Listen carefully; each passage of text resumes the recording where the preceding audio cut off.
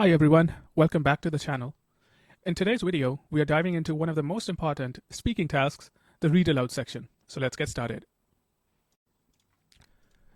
The read aloud task is part of the speaking and reading sections of the PTE academic test. It's a unique task in that way because it evaluates both your ability to read written English and your ability to speak it clearly and fluently. This is what we actually call integrated scoring, and I briefly explained it to you in my last video. So let's see how does a read aloud task actually works. Essentially, you get a text, a paragraph on your screen, and that paragraph is usually up to 60 words, which you have to read out loud when the microphone opens up. So you do get a few seconds to prepare, but when you hear a tone, a beep sound, that is when you have to start reading out the text loud. Now, to understand why this is included in both the speaking and reading sections, it's basically because it tests your reading skills, as you must understand the structure and meaning of the text on screen. All right? And it tests your speaking skills because you're required to say the words with correct pronunciation and natural fluency. So yeah, you're basically transforming written language into spoken English, and the software scores you on how accurately and naturally you do that. And when it comes to the amount of time that you have to answer the question, that varies by the length of the paragraph. You could get up to 30 to 40 seconds, depending on either you get a short or a long form of a paragraph. And in total, there are 6 to 7 read aloud exercises that you have to complete. Okay? Now let's dive deeper into how your read aloud performance is scored. There are 3 main criteria, and each one is equally important. The first one is content. This refers to how accurately you read the text on the screen. Did you read every word exactly as shown? Now, if you skip a word, replace a word, or add words to the text that you see, then you end up losing points for that. Basically, any omission, replacement, or addition of a word is seen as an error. So it's not just about sounding good in read aloud, it's also about being precise. So stick to the paragraph that you see on the screen in a read aloud question. And that's the easiest way you can score in the content part of read aloud. Okay? The second criteria is pronunciation. Now, in pronunciation, the software checks whether your speech sounds clear and understandable to a native speaker. It's okay to have an accent, but if your pronunciation causes confusion or misrepresents a word, you end up losing marks. So practice difficult words like advancement, platforms, and regardless until you can say them smoothly. So similar to those words, which you may find that are tricky to pronounce, you can always practice in advance on how to say those words, all right? And you can do that by just recording yourself and try to catch mispronunciations that you might not notice at the moment. All right, the third criteria is oral fluency. Now, oral fluency is all about your flow. That is, are you speaking in a natural, smooth rhythm and without unnecessary pauses, hesitations, or corrections? So oral fluency shows that you're confident and comfortable with English. So in read aloud, don't try to sound robotic. Aim for a natural pace and energy, just like you would when speaking to a friend or in a presentation. All right. One of the pro tips I can give you right now is that if you make a mistake while attempting a read aloud question, don't stop. Just keep going. Restarting or hesitating will hurt your fluency score more than a small slip up. Okay? So be careful of that. All right. Now that we know what is a read aloud task in a PTE exam and how it is exactly scored, let's take a look at a step-by-step approach that you can take to answer a read aloud question and gain maximum points. Okay? So for that, we'll walk through this example together. So the first thing that you do when you see a read aloud text on your screen on the day of the test is try to get a general idea of the text that you're going to read. Okay? So All right. So the first thing, get a general idea of the text. And why that is important is because once you have a general idea, you know more about the text, you have the context, it indirectly helps you to maintain the rhythm and the flow of your speech when answering a read aloud question. And that's because when you know the context, your brain automatically signals you about the words which match that context, and then you can very easily stress more on those words to emphasize the meaning of the content, right? And to get the general idea or the context of the paragraph that you're going to read, you don't really have to read the entire paragraph all at once. Not really. All that you need to do is just read the first line, the top line of the paragraph, and that should be enough to give you a general sense of what the paragraph is about. So for example, here, if we go through the first line of the paragraph, we see that it talks about individuals who suffer from concussions often experience moderate to severe headaches in the weeks following the injury. So it's basically a medical related text which is giving out information about injury, particularly concussions, and its side effects. Okay, so now we know that any word in the paragraph that gives out directly or indirectly medical information, we might just need to stress upon it a bit more, and that helps you to give a smoother rhythm to the speech when you actually record your read aloud answer.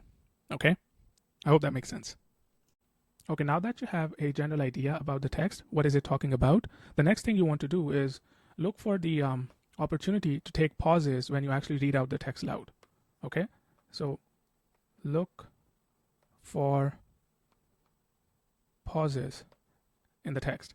And that's important because that too helps you to maintain a smoother rhythm of your read aloud answer. And the way that you actually look for the pauses is essentially just try to find out or actually focus on the number of punctuation marks. Okay, so here we see there's a full stop, there's a comma, another comma, and then the paragraph actually finishes. So these are good spots to actually take a pause when you're trying to read. Okay, so any punctuation mark like a full stop, a comma, a semicolon, or a dash, things like that, those are actually the points where you just need to take a small pause before moving on. Okay, now that you know where to take pauses when you read out aloud, next thing you want to do is look for words that might be difficult to pronounce. And these words you can find out by just looking at the text and seeing what words look longer than usual, or what words sound like something that you don't hear on a day-to-day basis. Okay, so next thing is that you look for words and practice how to pronounce them in those 30 to 40 seconds that you get to prepare.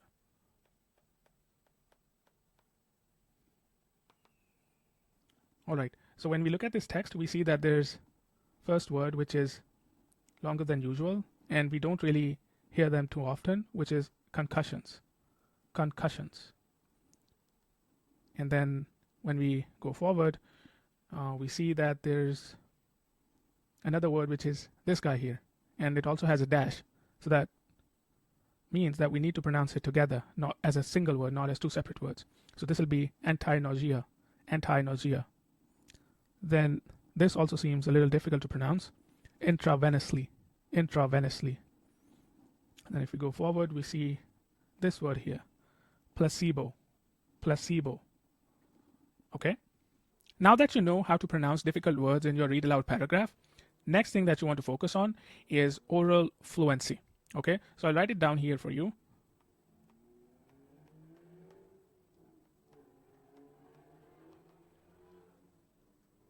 In oral fluency, there are basically two different techniques that can help you give a smooth rhythm to your speech. The first one is word stress. In word stress, basically, you stress upon certain words to give a rhythm to your sentence and eventually to the whole paragraph. Okay? So the first kind of word stress that you need to know is tonic word stress, and the second word stress is emphasize. Now in tonic word stress, you basically stress upon the words that give meaning to the sentence.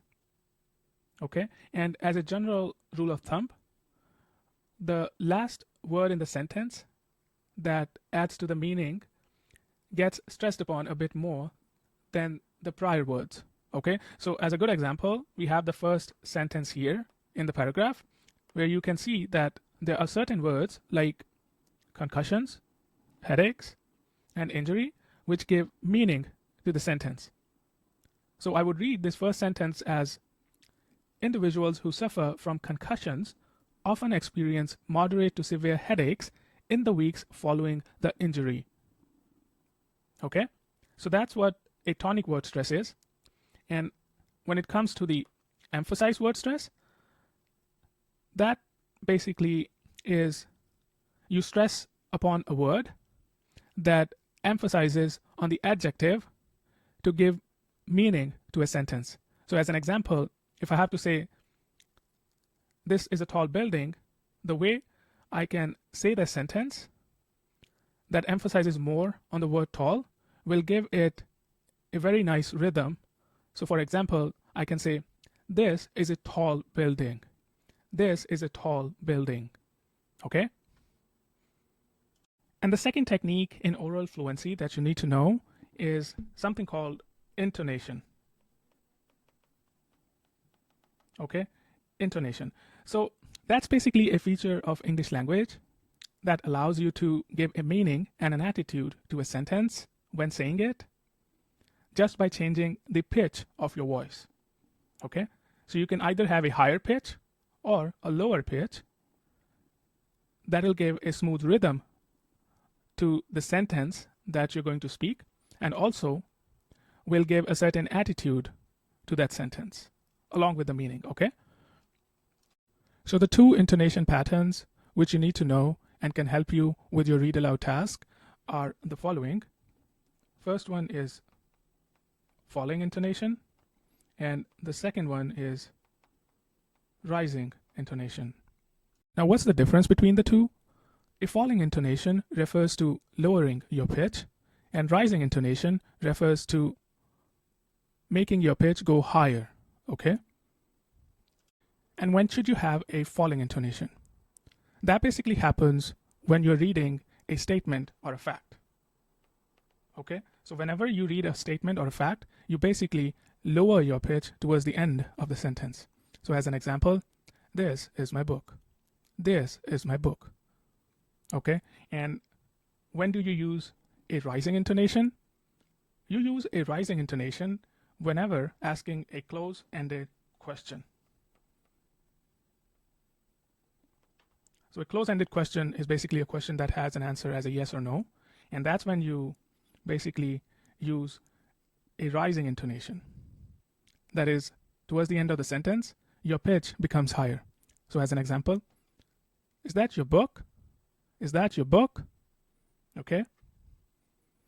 All right. So now that we know the step-by-step approach we have to follow to answer a read aloud question, let's just take a look at this example that we have been working on for so long.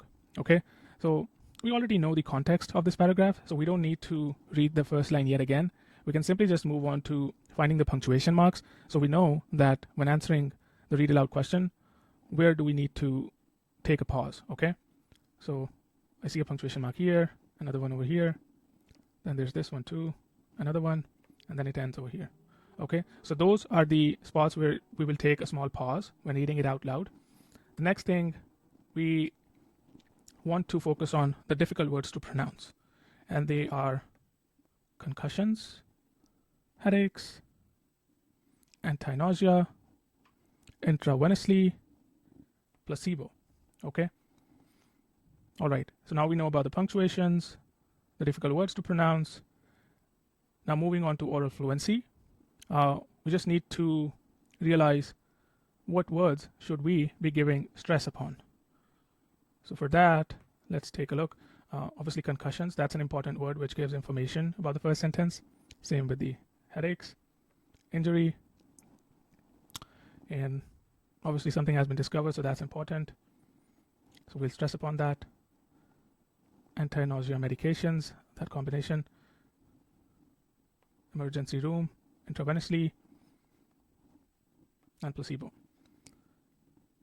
And for the intonation, this basically the whole paragraph is a statement, not actually a statement, but an actual fact. And for each sentence, I guess, we'll have a lowering or falling intonation.